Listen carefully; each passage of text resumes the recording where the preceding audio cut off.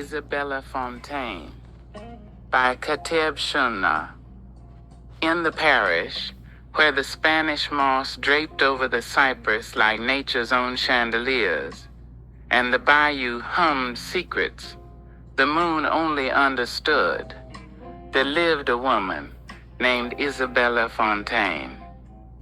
Now don't get it twisted, Isabella wasn't just a pretty face. She was fire-wrapped in velvet with a smile that could charm a gator and a laugh that could make a magnolia blush.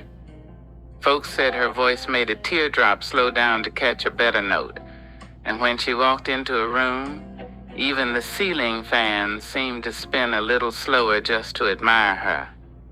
Isabella had a gift, y'all. She could sing the blues so pure, it made time itself pause.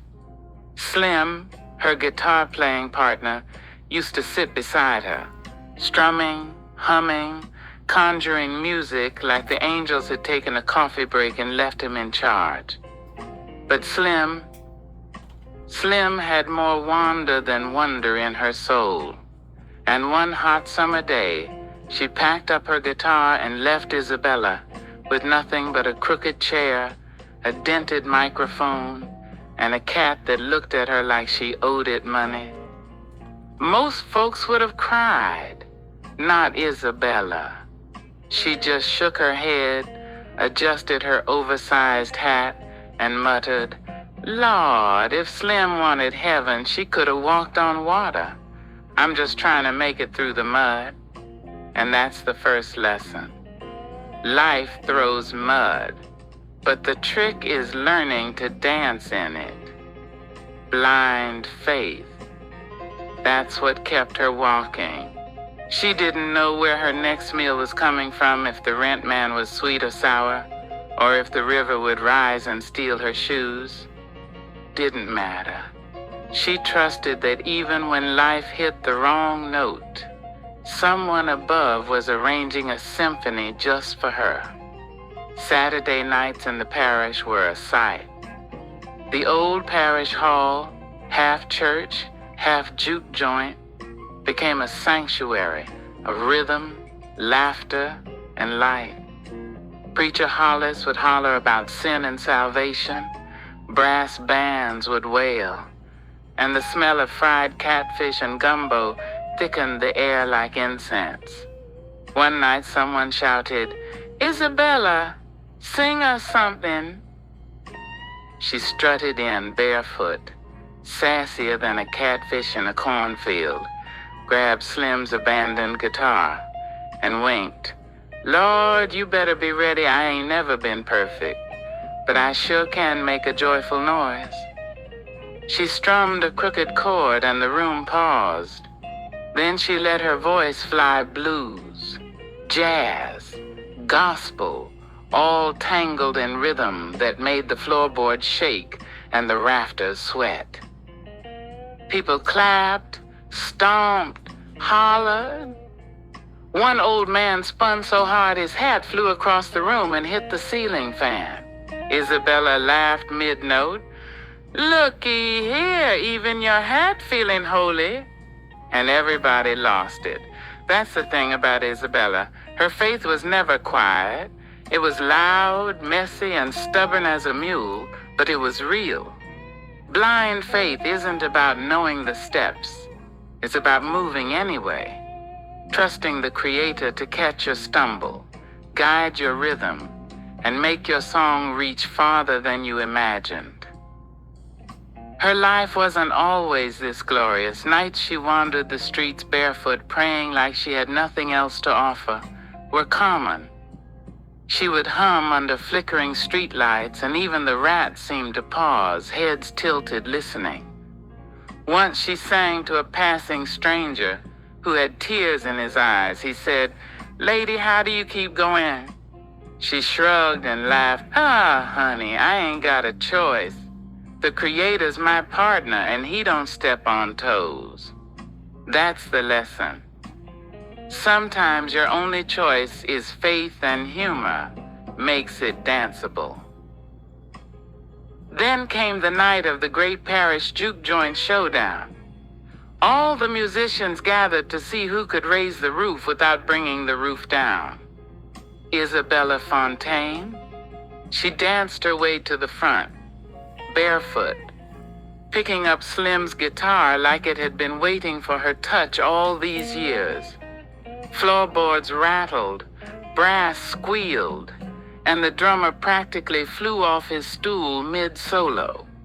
People were spinning, slipping, tripping over spilled drinks, but Isabella laughed. "Lord, even the floor wants a blessing tonight." In the back, quirky side characters added flavor. There was Big Mama Lou, tapping her tambourine like she had 24 souls inside, muttering, "Lord, keep that girl in one piece or the parish gonna combust." And little Timmy, the preacher's kid, kept trying to imitate Isabella's high notes, squeaking like a frog caught in a tuba. She winked at him mid-song. "Bless your soul, boy, you got spirit, but next time don't make the frog jealous." Epic moments arrived like rolling thunder. One night, a storm crashed the juke joint mid-song. Lightning lit up the hall. Rain hammered the roof like timpani, and folks screamed for cover. "Isabella?" She just laughed, raising her hands. "Lord, you think a little lightning gonna stop me? I got faith in you, baby." And wouldn't you know, the storm softened, almost as if the Creator itself leaned down to listen. Through heartbreak, poverty, lost love, crooked roads, and abandoned guitars, Isabella Fontaine learned the deepest spiritual truth. Blind faith isn't blind. It's seeing the invisible strings that hold your life together, even when everything else looks like chaos. It's trusting that your clumsy steps, crooked chords, and off-key notes are part of a perfect rhythm only the Creator can hear. She danced with old Mr. Boudreau, whose knees had long forgotten the floor, spun barefoot with the preacher's niece who had a habit of stomping too hard, and even calmed a cat fight between two ladies arguing over the last piece of fried catfish. Through it all, her faith, humor, and music stitched together every torn thread of life. And the lesson became clear. Overcoming isn't about perfection. It's showing up messy, barefoot, offbeat, and trusting that your song is beautiful in the ears of the one who hung the stars. Humor is holy, joy is prayer, and in every crooked chord, spilled drink, flying hat, and skipped step, the Creator is conducting a symphony. By the end of each night, the juke joint smelled like victory, gumbo, fried catfish, and the kind of music-soaked laughter that sticks to your soul. Isabella Fontaine didn't just survive, she thrived, spinning her blind faith into a dance that made angels stand in awe, taught the parish that joy is sacred, and reminded everyone that even in chaos, life can be epic, musical, and miraculous. So remember this, y'all. Life's messy, unpredictable, sometimes ridiculous, but if you keep your faith, your rhythm, your humor, and your sass, the Creator will turn your crooked chords into symphonies, your storms into epic shows, your mud into dance floors, and maybe even make a hat fly across the room just to remind you laughter is one of the truest miracles of all.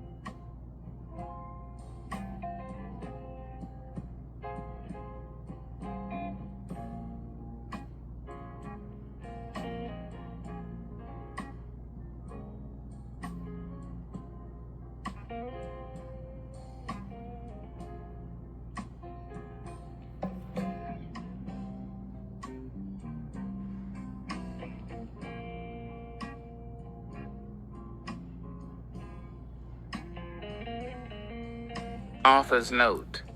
Thank you for taking the time to read Isabella Fontaine.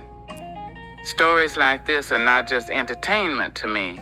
They are vessels of faith, humor, struggle, and survival that I pour my spirit into. Writing is how I share lessons of resilience, joy, and connection with the Creator. And it's also how I honor the people and places that inspire me. If this reflection touched your heart, lifted your spirit, or made you smile, I kindly ask for your support. Independent writing is a journey that thrives on the generosity of readers who believe in the work. Your donation, no matter the size, helps me continue creating, sharing, and keeping these stories alive for others who may need them. Please consider making a contribution and standing with me in this journey of faith, words, and storytelling. Together, we can keep the rhythm going. With gratitude, Kateb Shunnar.